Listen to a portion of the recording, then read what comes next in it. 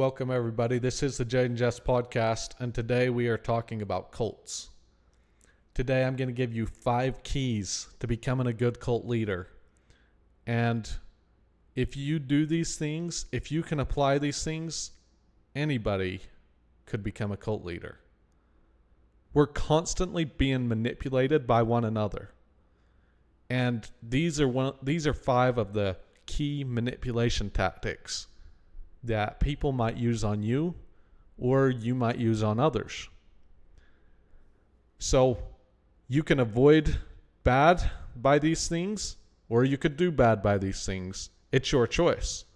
I'm not here to be your moral counselor. You can do whatever you want. These are simply 5 things that if you knew, you could navigate life better.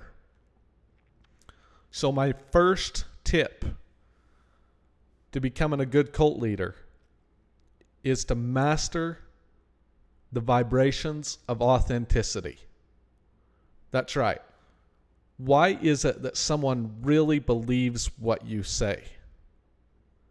I've thought about this extensively, and I've come to the conclusion that the vibrations that we send from one person to another person when we're talking are probably the most important thing in having someone believe what you say to them. If you walk up to someone, you can tell them a minor lie and they'll believe you because it just isn't that big of a deal. But when you come to these bigger issues, if you have a mission you want someone to follow, if you have a bigger thing that you want someone to believe, you need to sell that through the authenticity of your vibrations that flow from you to the other person. They have to be authentic. It's so important. And every other key that I'm going to talk about today will not do you good if you cannot master this. Let's say that you wanted to lie to someone and tell them something that you really didn't believe in. And it was a big deal where they really needed to believe in it. Your best chance is to imagine a world where what you're going to tell them is true. Put yourself in a situation where you see that thing as true. And that way, the more you see it as true, the authenticity when you tell another person will flow from you to that other person. So try this with your friend. Find something, not a minor lie. Not, I stole your car or something little like that. Something stupid. It can't be something stupid. Something that you really want them to believe that they probably won't. Try this. Go and tell them. Or let's say if you have 2 friends. Go tell one friend just without thinking much about it. They're probably not going to believe you. Go to your second friend, but before you do, spend an hour and imagine a whole world and a vision where the thing that you're going to lie to them about is true. So bring yourself to the total situation where you see it as true. And then when you tell them, the authenticity that flows from you to them is what's going to make them believe it.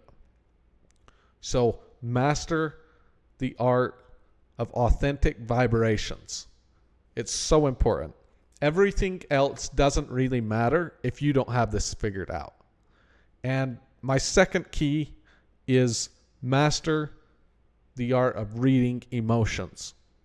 And this ties right in with the first key. Because if we can find someone in their perfect vulnerable spot, then we can send them the vibrations of authenticity, give them the vision that we're trying to sell to them in that perfect moment. There's some things you want people to be really enthusiastic and all excited about, and then you can give them your authentic vision that you truly believe in, and they'll be all excited about it too, and they'll buy into your vision. Now, sometimes you want people sad. Sometimes you want people fearful. Sometimes you want people scared. Sometimes you want people just relaxed. So how people are, what they say, isn't ever enough. You need to be able to read their emotions really well so that whatever message you're trying to give to them authentically, you can do this. We already do this as humans naturally to some degree. And the way this works, think of a guy trying to tell a girl that he loves her. He's looking for her perfect emotional state. He wants to get her into the right mood and mindset before he just tells that to her. But if he's authentic in telling it to her, then it's going to sell a lot better than if he wasn't. So we kind of already do this. We look for people to get into the right emotional state. But if we can get really good at reading people's emotions, then we'll get really good at selling them our vision of that comes through authenticity, or a lie that comes, through authenticity. My third tip for you is purpose. Everybody needs a purpose. And often the victims that you want are going to be, I call them victims because if you're starting a cult, everybody's a victim. If you're lying, that person's a victim to you, right? But also, if someone's lying to you, you're the victim to them. Purpose. If we don't have purpose, we're easily attracted to novel things. We're easily distracted from what, we don't have something we're going after, and we desire that. It's a real core element of human nature. And I wanted to read this quote from The Art of Seduction, written by Robert Greene. It says, "To keep your followers loyal, give them something to desire, something to chase. Make them feel they are a part of a grand adventure. Stir their emotions, and they will never leave your side." You want to give them something to desire, something to chase. Make them feel a part of a grand adventure. People want purpose. And the only way you're ever going to sell somebody purpose is if you can give it to them through your own vision of authenticity. You have to really believe in it. You have to feel so strongly about it that the authenticity, the vibrations flow from you to that person. Now, one more quote from Robert Greene, 48 Laws of Power, Law 27. "In the absence of organized religion or a unifying cause, people are left adrift, searching for something to fill the void. Offer them yourself as the answer, an object of devotion, and they will flock to you." The key point I want to make here, when Robert Greene says offer yourself as an object of devotion, I just want to point out the importance right here of people feeling a strong flow of authentic vibrations. That is what's going to make them be devoted to you. That's what's going to make them believe in your vision. Yes, you need to offer the vision. Yes, you need to show them purpose. Yes, you need to find them in the right emotional state. But it is about authentic vibrations flowing from you to them that's going to make them truly believe and buy into the purpose and the vision that you are going to give to them. And if you can maintain this purpose and vision for a long period of time, and those people are around you, they will become more loyal and blindly follow the vision even more than you do as the leader, because they felt it so strongly from you that to them it's not just the purpose, it's also you as the person. And you're so connected to this vision and purpose that they just love you so much and they want to be around you, and they felt this authentic flow of vibrations flowing from you. Okay. Now, on to the fourth, novelty. Both as people and as a mission, you need to maintain a degree of novelty. If people know everything about the mission, all how it's going to turn out, if you tell them everything, they're not going to be as intrigued. They're not going to be as focused. If someone hears a snap in the forest behind them and they turn around and follow it, and then they hear another one shortly after, they'll follow it. Well, we want to know what's there. And this doesn't just apply to your mission. It also applies to you as an individual. If people know everything about you, if there's no degree of novelty to what you're going to do, people are not going to find you as interesting. They're not going to be as loyal. And this is especially important for drawing someone in, but it's also important once they're drawn in to continue the novelty. So I have this quote from Robert Greene. A crowd, once it forms, wants to grow. It is a magnet that pulls in the curious, the uncommitted, and the desperate. Feed it with spectacle, with promises of belonging, and it will worship you. It is a magnet that pulls in the curious. Why are they curious? You just need to have a degree of novelty here. You need to create enough novelty that it is a magnet to pull in the curious. Now, I have another quote, but this one more specifically focuses on you as a person. Maintaining your novelty and not revealing everything about yourself. This is from the 48 Laws of Power, Law 25, recreate yourself. Do not accept the roles that society foists on you. Recreate yourself by forging a new identity, one that commands attention and never bores the audience. Be the master of your own image rather than letting others define it for you. Be the master of your own image rather than letting others define it for you. Once people get to know you and they know your cause, they're going to think they know everything about you. Don't let them always know everything. Don't let them define in their minds completely who you are. Maintain a degree of novelty that will give you power to continue the mission and continue to have a degree of control over that person.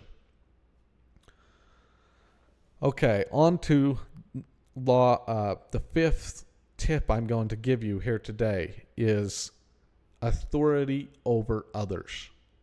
There's two aspects to this.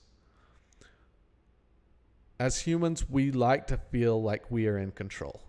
We don't just want a purpose and a mission, but we also want to feel that we are in control and gaining that mission ourselves. We also don't want to always just be ruled over. So one of the things you can do to get people to stay with you is give them some control over other people. It's such a powerful key, and I think a lot of people underestimate the importance of this. If someone doesn't feel like they are a part of the bigger picture, they're not going to be near as loyal. So if you have someone that's really important that you need to keep, make sure you give them some authority over other people. Make so they are the enforcers of the rules, and they will follow the rules much better themselves. But there's another aspect to this that I really want to hit on, and it's when somebody has authority over other people, but they also are being told what to do by someone above them, it takes away from them the moral responsibility of what they're doing and everybody under them is doing. And they're much more willing to go outside their moral boundaries if they aren't the one calling the shots. If someone's going to go kill somebody, they have to carry the full moral responsibility of it.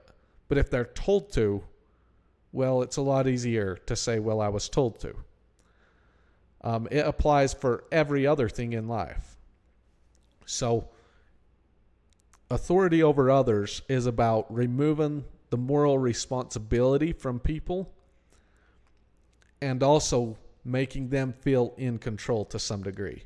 So they don't have to carry the moral responsibility of what they're doing, but they also feel in control. They feel like the boss. It's one of the worst situations to be in, honestly, because a lot of people, when they get put in these situations, they cannot see how bad their human nature is taken over because they're ruling over others and they don't have to take responsibility for their actions to the degree that they would if they were the actual boss. This is one of the most terrifying positions I can think of personally. I would not want to find myself in this position. And because people will do the most heinous things when they're in this position. I personally think it's one of the worst positions. It's probably worse than being a cult leader is to be in this position where you're under someone and so you don't feel like you don't take the full responsibility, but you're also ruling over other people. And that's why I included, this is the 5th tip, authority over others. So let's recap real quick. Master the art of authentic vibrations. You can't do anything if you can't do that. You cannot start a cult if you can't do that. Now, a lot of cult leaders, they didn't know they needed to do this. They just truly believed in their vision. And so it's not like they had to master this. They just already had it and they carried the vision with them. But this works even in all kinds of different smaller deceptions as well. The most dangerous thing, though, about this is if you're giving those authentic vibrations, you'll start feeling them strongly yourself, and then you can start believing the lie, which is very, very dangerous because there could come a point where you couldn't pull out of that. Second is master the art of reading emotions so that we can tell people things when they're in the correct emotional state.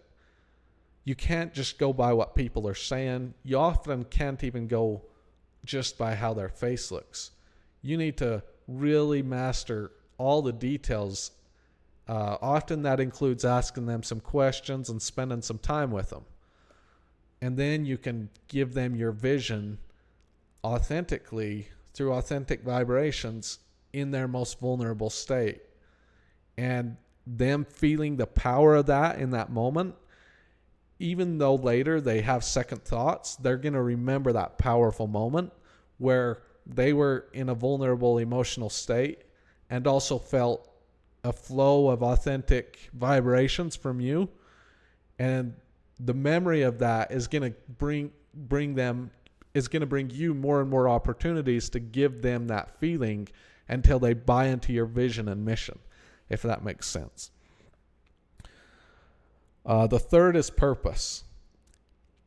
Give people a purpose. And as I said before, you can only do that through authentic vibrations. The fourth is novelty. Maintain a novelty about your mission to some degree and yourself. Don't let other people define your image. Instead, change things up a little bit and keep yourself a little bit more novel. And number 5 is authority over others. Remember, when someone doesn't have to take the moral responsibility because someone over them told them what to do, and they have authority, the feeling of power over other people, it is one of the most dangerous places to be as a person, and you could do things that you would never think you would do in that situation, where you have, especially when it's a lot of authority over other people, and you don't carry the moral responsibility for what you're doing, or at least feel like you don't. Such a dangerous situation to be in. That is one of the key things that I would try to avoid. When you're given power over somebody by your leader, be careful, especially in more culty situations. That is a very dangerous place to be, and you could easily end up in prison for life because you don't really understand the mindset until you've been in it. It's such a bad situation because the feeling of control over other people is like a drug, and then you don't have to take the moral responsibility. I think it's how some of the most heinous crimes in history have been committed. So thanks, guys. Be careful out there and don't start any cults. This is more so that you can avoid them, not so that you can start them. And the more we know, knowledge is never a bad thing. The more we know about human nature and cults and how to be a cult leader, the more power we have in avoiding them, and the more we can see when others, including our friends or family or other people, are in those bad situations. So this is why we talk about these things, and we should never assume that if we don't need to learn that because I'm not going to be a victim, or I'm not starting a cult. Don't assume that, because then you might find yourself in that situation. Thanks, guys, for watching. Join me every week here to talk about religion, cults, and cash. And if you'd like to get this hoodie with this monster truck on it, I would be super happy. If you don't buy this hoodie, you might be in a cult yourself. I'm just playing with you. Okay, peace out.